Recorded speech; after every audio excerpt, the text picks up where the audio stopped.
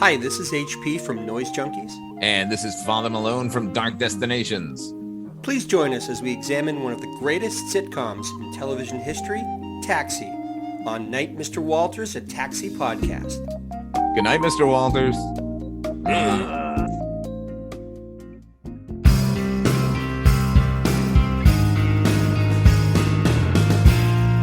Weird and Way Media. Now check this one if you will. Tonight we offer you the sour fruit of a scientist's failure.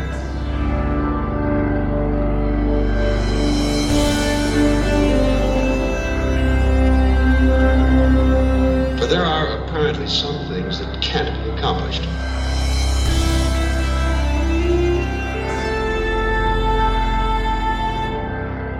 And therein lies the tale and hangs the picture. In this, the Night Gallery. All right, welcome back, art lovers, to Midnight Viewing, the Night Gallery podcast, where we discuss Night Gallery, Rod Serling's follow-up to The Twilight Zone. I'm Father Malone. With me here in the gallery are the projection booth's Mike White. I'm just here with my goat for a little bit of dinner. And what a goat it is. Also joining us is the Culture Cast, Chris Stachiw. I've got a pair of hungry eyes. Are you interested? Everyone will be, evidently. Now, this is season 3. We've reached the top of the mountain. This is the final season of Night Gallery. Now, at the end of season 2, the studio Universal decided it would produce a half season of Night Gallery, which it did. And their thought being that they would split the previous 2-season hour-long episodes into half-hour-long episodes in order to syndicate it quicker. But they discovered that that would leave them with only 72 episodes, and you need at least 90 to start stripping. So they took another show that they were going to cancel, The Sixth Sense, which was an hour-long paranormal drama starring Gary Collins. They split those into half hours, now totally baffling half hours of that show, retitled them as Night Gallery, and then they went so far as to have Rod Serling record bogus gallery introductions for these Sixth Sense episodes. So for decades, there have been a fair amount of people out there convinced that Night Gallery had a dramatic through line with some bizarre standalone episodes. There were some other changes this season. Jerry Feinerman is now the director of photography on the show. Fun fact about Jerry Feinerman, he was a feature film director of photography. Then he was in a plane crash in which he was the sole survivor and decided he would never travel again and decided he would get into television. We've got a new title sequence this season. It's by Wayne Fitzgerald, who did the original one. He decided to focus solely on the paintings this year. It's not great. It's nowhere near the weird and sort of bizarre carnival vibe of the first one.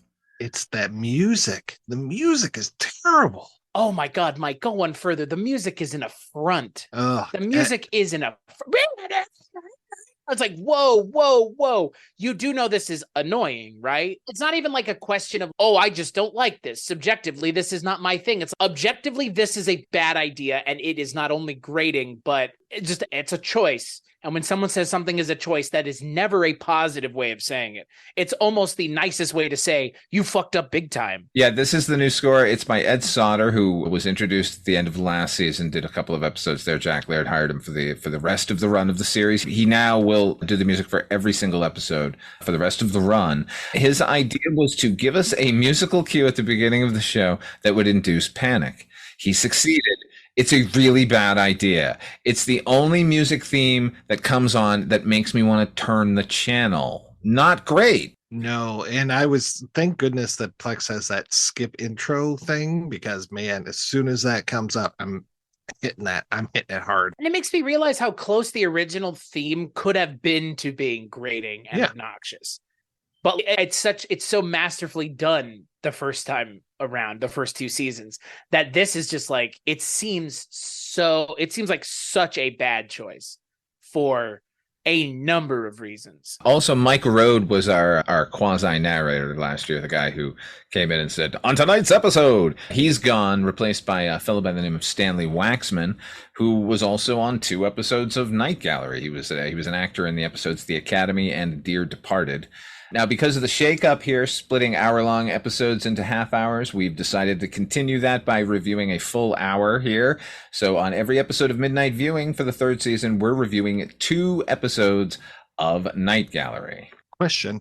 When Rod comes out and does his introduction, is he doing that for a full episode? It feels like he keeps saying, our first painting tonight. Yeah, he does keep saying that. That's weird. I don't know the reasoning behind that yet. Other than maybe he's just used to saying it, or the scripts were written with an eye toward an hour long, and then they just split it and didn't do any revising, which is very likely. What I find very unusual about this whole shakeup is that they clearly didn't want to spend one more dime on the show that they had to, but then they had a new credit sequence and theme commissioned. We all know that they don't make any sense over there in Hollywood. Come on now. It's weird to me, the changes that they've made. And it's weird to me that Rod Serling is still here, frankly. Like, of all the things that are surprising, the fact that Rod Serling is still here is the most surprising. Because this is the point where I'm just like, oh, boy, the quality. It's like Twilight Zone 1985 season 3. It's the same thing. Just like, you have done a complete retooling of what this show is, and I'm not sure that a retooling wouldn't have been better than just like it going away. Again, not commenting on these episodes specifically, just saying sometimes it's better to just, sometimes Dad is better. Sometimes it's better just to let the show be done. And 2 seasons, again, not commenting in a roundabout way about the episodes at all. Just saying sometimes you don't have to keep doing it. I get why they did, because money, late stage capitalism, but. Yeah, it is a bit of turnabout is fair play, however, because Jack Laird in the second season kind of shoved Rod out of the way and asserted creative control. And at the end of that season, Universal stepped in and said, yeah, we'll take it from here. So, in the area of the occult, it's customary to preoccupy ourselves with witches. And too infrequently, we dabble on the male side of that time-honored profession, the sorcerer. On display here is a painting showing the natural habitat of this species of black art practitioner.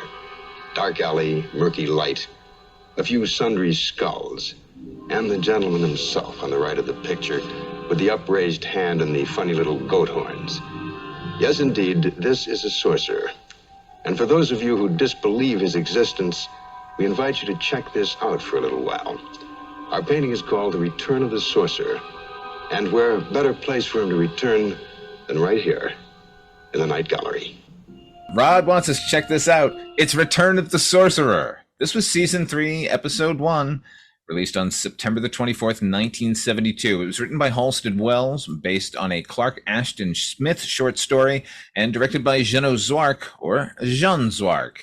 I noticed that, yeah. He'll be known by the more sophisticated and way easier to say Jean Zwark for the rest of the season. This one stars Vincent Price. This is his second appearance on Night Gallery. Tisha Sterling, her first, and Bill Bixby. Special appearance by Bill Bixby in his second appearance. In this one, Bill Bixby is hired to translate an ancient text by a sorcerer.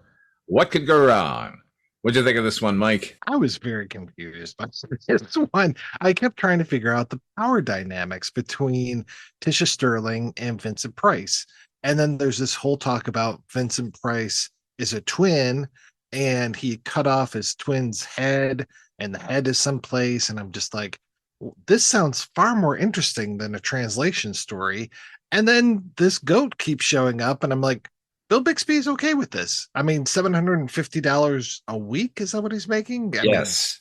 I'd be okay with that as well, because I'd be okay with that now. In 1972, that was the equivalent of $5,500. Holy cow. Wow. I mean, I guess he's not going to be around to spend it, is the thing, is because the person who translates the stuff is supposed to have all these horrible things done to him. Or is he? Yeah. Nice handoff there at the end. I mean, is it just me, or is it very confusing? Oh, yeah. It's all over the place. It's Clark Ashton Smith, who's just trying to emulate his idol, H.P. Lovecraft, but not really understanding what H.P. Lovecraft was doing. Right. That's what it felt like. It felt like Lovecraft Light to me. Lovecraft Light or Lovecraft? 2 words. Love crap. You know what I mean? He went there. He went there. Can he say that? Pull his license. For me, it ultimately comes down to, once again, we have a story of a man with a secret who brings someone else in to help him solve that secret. I feel like we've seen this story in the end of season 2 a lot. And now it's like they're opening season 3 with it. And the biggest shame is that it's Vincent Price more than anything else. It's like, let's just get Vincent Price to mug for 30 minutes. That's what this feels like. A lot of close-up shots of Vincent Price mugging for the camera, which is fine, but there's not a story there per se. It's just a lot of, I don't know, it's a lot of gothic looking settings and not a lot of story to go along with it. I think there are quite a lot of problems with this episode, and yet I fucking loved it. I really had a good time with it. Wow. Yeah, just beginning to end. I know this is the setup we've seen 1 billion times, but I think Jean Swark is doing fucking great work here. The opening shot, not the opening shot, but the first time he steps into that house, it's all drenched in red, and Bixby is framed in the jaws of a crocodile. That he would have used a split diopter if they could have afforded. When Vincent Price mentions he was a twin, I was so excited. I was like, oh my God, we're getting 2 prices for the price of 1. This is going to be fucking fantastic. Fern is the female character in it, the Sterling character. And when we meet her, she's wearing a thermal shirt with a star on it, right? The star is obviously added by wardrobe. It's a slate thermal shirt with a blue star. And I think it's there to clue the audience into the fact that she has more than a passing familiarity with magic. But it also kind of subtly clued me into that famous shot of Sharon Tate from Esquire magazine back in '67. She's wearing a white shirt with a red star. It got talked about a lot a decade ago because on Mad Men, Megan Draper's character wore the same shirt as Sharon Tate, and it was on purpose, and people were thinking she was going to be murdered. It turned out to be nothing. But it's probably a coincidence here, but I hope it's by design because they've inverted the Sharon Tate shirt, and that's what this is, because we end up with this character doing the sacrificing. Anyway, that might be more ominous than the episode deserved, but it was on my mind the moment she opened the door. As much as I am praising Jean Swark for that opening scene, the second scene is fucking atrocious. The lighting is the most garish lighting I've seen on any episode of Night Gallery ever. It looked like the crew from The Price is Right lit the scene. You could see all the flaws and all of the set decoration behind Bixby and Price. By the way, Bixby and Price is my YA detective novels. Oh, I like that. Yeah. I love a plot where there's an unseen force like slowly approaching. And they do that here with the sort of sliding, the scraping sound that's slowly approaching, which my favorite thing is the Fern's character tries to explain it away by saying, it's just rats, as if that's preferable to whatever else is there. Oh no, it's just a wall full of rats. Right. Bixby is hired to translate this book, and he has to do so in this main sacrificial chamber on the altar with 7 candles burning.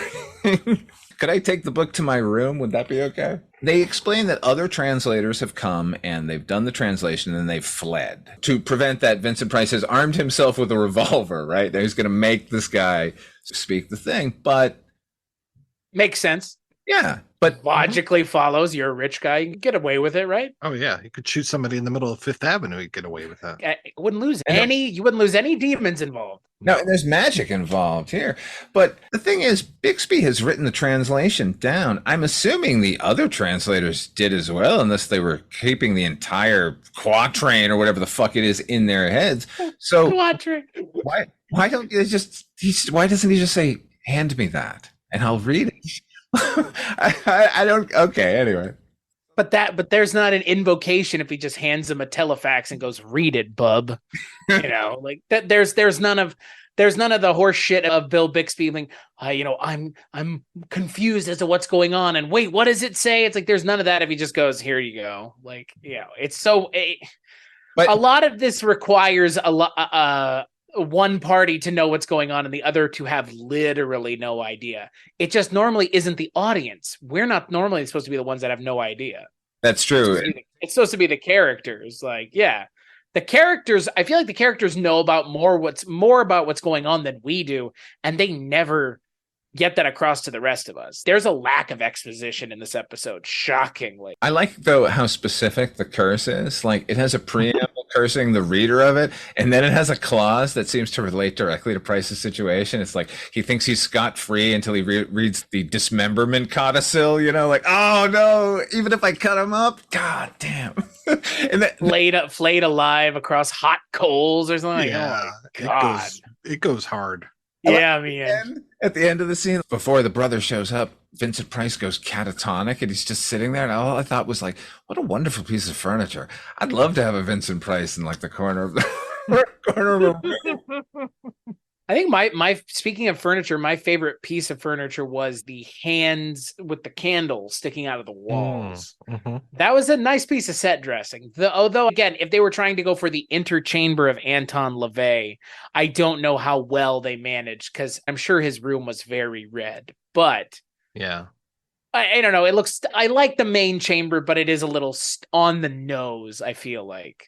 That felt a little Wonka-y to me. Right. Like, it's over the top. Here's the kids' version of Satanism, maybe, or Azathoth, maybe, or any number of names we're gonna spew out during this episode. When Bixby and Fern first get together, now before we figure out what Fern's intentions are here, he says to her at the end of the scene, "Can I depend on you as a friend?" And I thought, like, are those words magic? Because it's the easiest pickup line I've ever seen. She immediately like falls into his arms. I'm like, whoa, okay. I guess friendship means a little something different in their house. Hey, friendship is magic.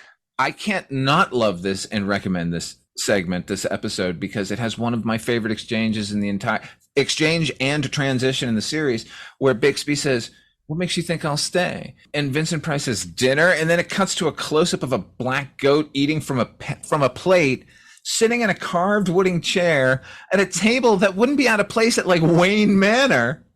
Oh, by the way, Falling Tower. I called it a goat. Forgive me. His name is Falling Tower, and he's Vincent Price's father. And then that's the last mention of that fact.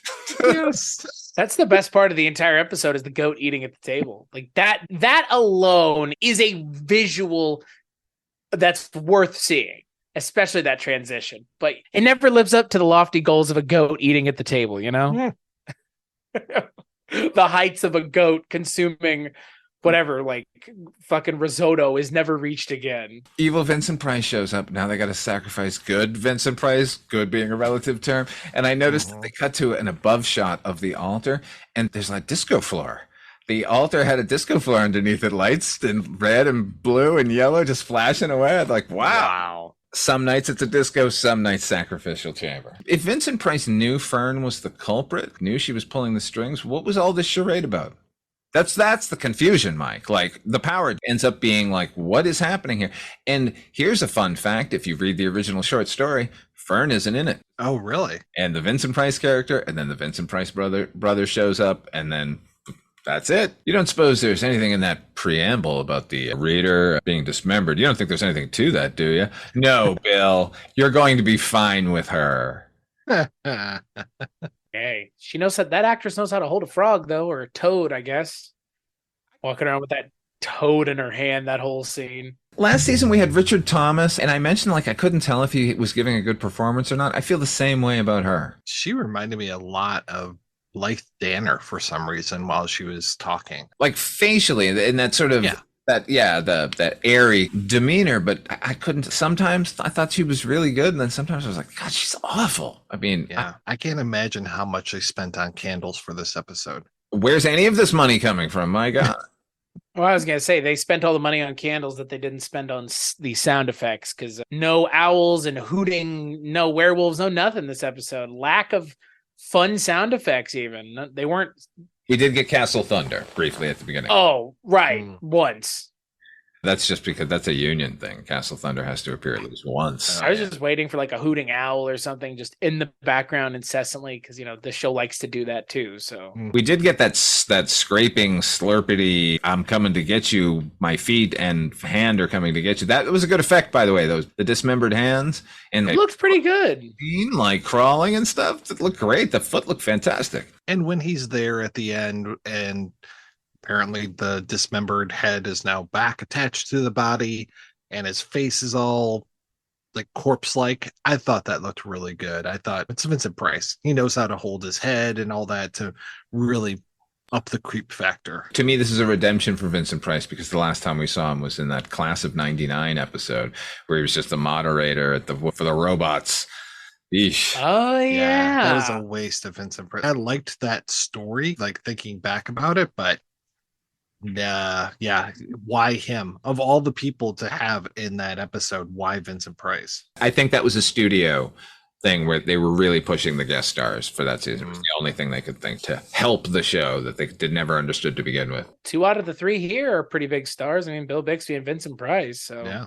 Starting out the 3rd season, at least in terms of like visibility of who it is, pretty strong. So let me welcome you to this parlor of paintings. We offer them to you for your enjoyment and edification. Feel free to dwell on them at your leisure and in your own good fashion. But kindly don't touch, because here they frequently touch back. Our number 1 painting in tonight's exhibit, this intriguing portrait of a young lady, curiously photogenic and hauntingly familiar. Recall seeing this face? You've seen it. On billboards and magazine ads, on television commercials. Oh yes, you've seen it. But there are people who, having seen it, wish they hadn't. Our painting is called The Girl with the Hungry Eyes. And should I have failed to mention it, this is the Night Gallery. Do we recall seeing that face? You bet we do, Rod. She's been in every season. The girl in question, The Girl with the Hungry Eyes. This is season 3, episode 2. Aired on October the 1st, 1972. Written by Robert Malcolm Young from a short story by Fritz Lieber. This one is directed by John Badham. The M is gone. Everyone's shedding things here in the 3rd season. It's just John Badham now. This one stars James Ferrantino, John Aston, Kip Niven, and Joanna Pettet as the Girl with the Hungry Eyes. This one features a photographer searching for the world's most alluring woman, and he finds her, and it doesn't go well. What'd you think, Chris? I think Joanna Pettet was better the last time she was on the show. I don't think she was better the first time versus the second time. But I think that this is just, I don't know. It's not much of anything. It's just fine. It feels like a Twilight Zone, Tales from the Crypt episode. I feel like I've seen this story before, I guess is the problem. It doesn't feel unique or interesting or exciting. It just feels like it's just waiting to get to the twist at the end. Joanna Pettet's fine, and her chemistry is fine with James Ferrantino, but again, he just has to play this very specific kind of character, and she has to play a very specific kind of character in this story of she's a succubus or something to that effect. Like, it was fine. It was better than the last episode, that's for sure. For me, at least. With these hungry eyes, one look at you and I can't disguise. I've got hungry eyes. I feel the magic between you and I. I couldn't stop thinking of the Eric Carmen song through the entire thing. Surprise, surprise. I really liked this one. I was very happy with everything that took place. Yeah, it's a little muddy at times as far as what are her powers and these kind of things. But man, oh man, did I like John Aston in this when he starts talking about how there's that face that he's looking for his beer ad, and it has to be this kind of construct that all men have put together, and it's this perfect woman, but yet you feel scared and all of these emotions whenever you look at her. And yeah, that was kind of cool. I liked him showing up, and it was very unclear at the end that she kills him, kind of just thrown out in dialogue. But I did like James Ferrantino, and especially his buddy when he's just, yeah, no, you can't talk with this chick, and his buddy is so mad at him. Richard, is that his friend's name? Yeah, Kip Niven is the actor. Yeah, and then he gets killed off. The maybe murderer in the park, I did enjoy that one as well. Yeah, I really actually liked this episode. I'm with you, Mike. I really liked this episode. I can't believe season 3 is shaping up for me the way it is.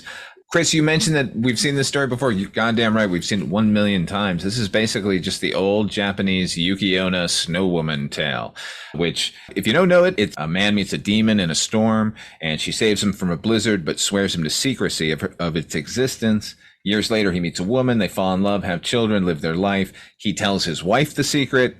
The wife is the demon, and there are many variations in the story. Either she kills him and the kids, or she kills him and takes the kids, or she leaves both them and the kids.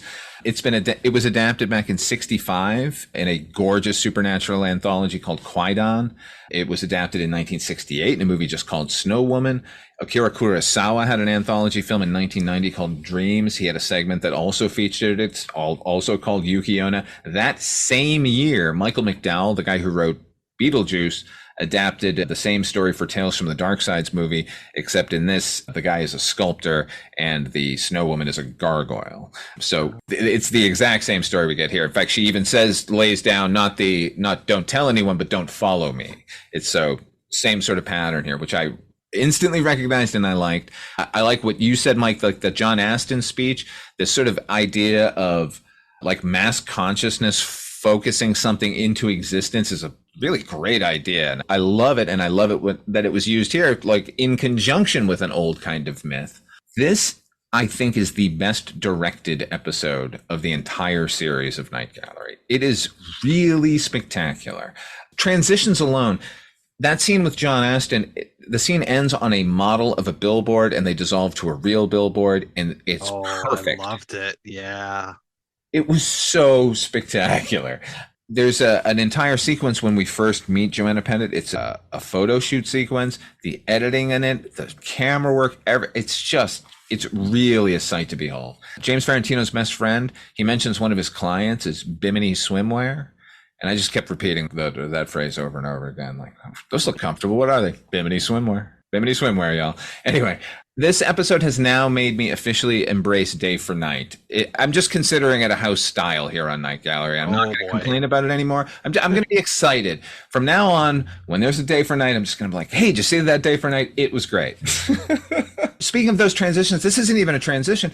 Late in the episode, there's a character standing on the street and there's a print ad of Joanna Pettet like sticking off of a newspaper stand. And then she steps out from behind it. It's perfect. Once again, given their budgets, given their time frame, this is a marvel that John Badham pulled this off. I'm going to have to reassess all of John Badham's films from now on. This episode really impressed me. Adam is pretty great. There are those movies where you can feel like he's a gun for hire. But then there are the other ones where you're like, wow, he's putting a lot of style behind this. One of the most throwaway movies that you could ever have is that remake of La Femme Nikita, A Point of No Return with Bridget Fonda. I really like what he did with that movie. I do too. And it seems like some sequences seem shot for shot like remake, but then John Badham takes over and it goes into a whole other direction. I agree. I like that movie as well. Are you familiar with Fritz Leiber? Yes.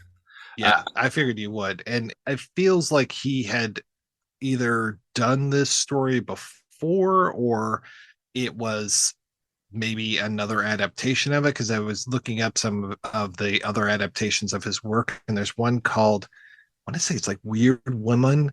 And it's basically... it sounds like it's from his novel Conjure Wife, and it's, let me read the description. While on a South Seas trip, a professor falls in love and marries an exotic native woman. What he doesn't know is that she was raised by superstitious natives who believe her to be some kind of supernatural being. So I imagine there's probably some... He's working that out. Yeah, that's a theme that I wonder what his wife was like. My goodness.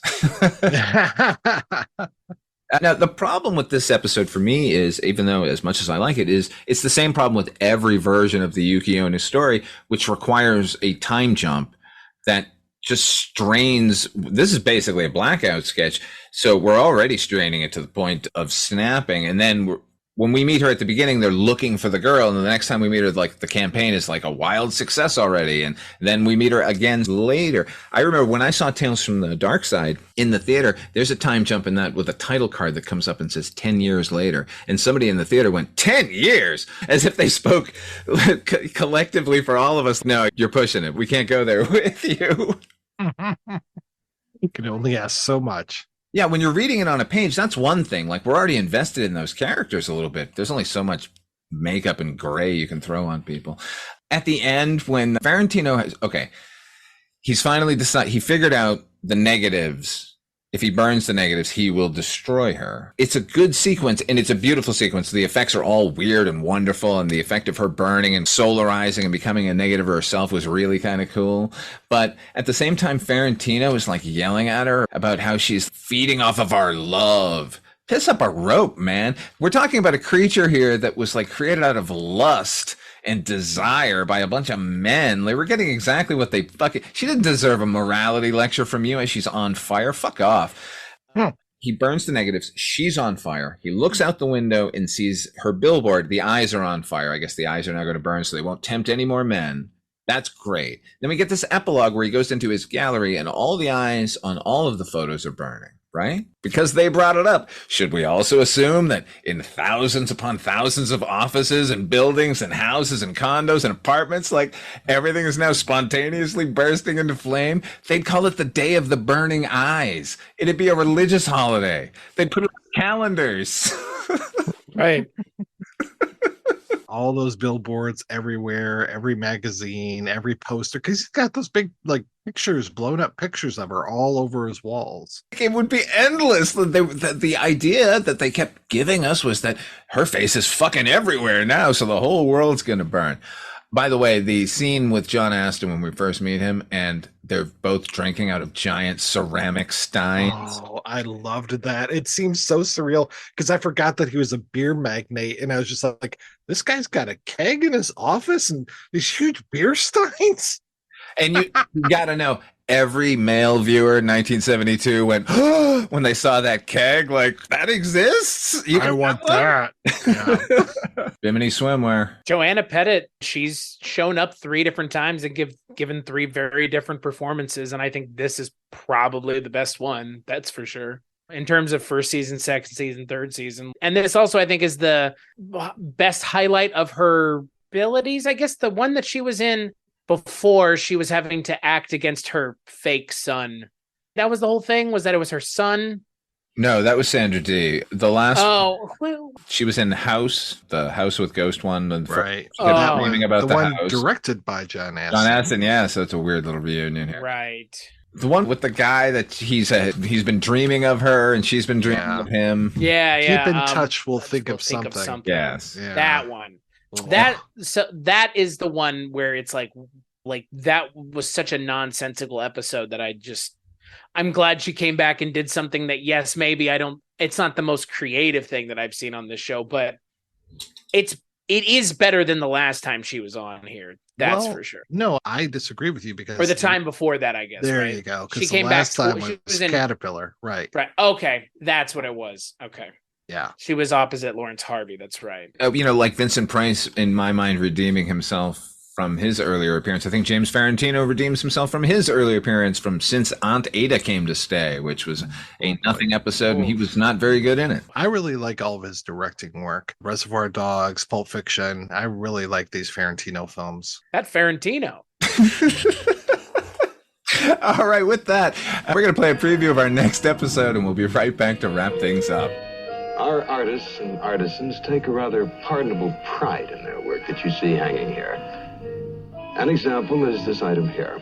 It's called Rare Objects and represents that potpourri of collector's items that some men are prone to acquire.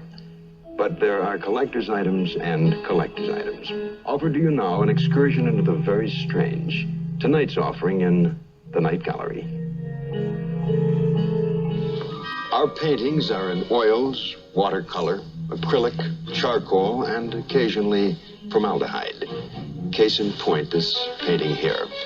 It's called Spectre and Tap Shoes, having to do with the nearly lost art of tap dancing. A said terpsichorean pursuit taking on an intriguing dimension when the dancer happens to be a ghost, as is so often the case in the sort of thing that you view in the Night Gallery. That's right. On the next midnight viewing, we'll be taking a look at season 3, episodes 3 and 4. Those are Rare Objects and Spectre and Tap Shoes. Midnight Viewing, the Night Gallery podcast, is a proud member of the Weirding Way Media Group, and our theme song was composed by HP. We've got a new theme song in addition to everything else season 3 related. Hope you enjoyed that. Until next time, what are you working on? Where can people find it, Chris Stachiw?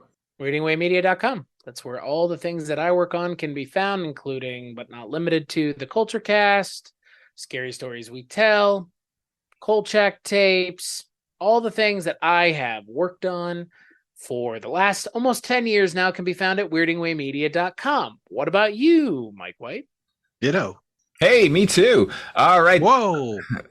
Ladies and gentlemen, thank you for joining us here at Midnight Viewing. Hey, you know what? I never do this. Why don't you subscribe to us and give us 5 stars and all that kind of business? Because there's evidently algorithms involved. I don't understand. Call to action. Yeah, please share this. Give it to your friends. We love you. Good night.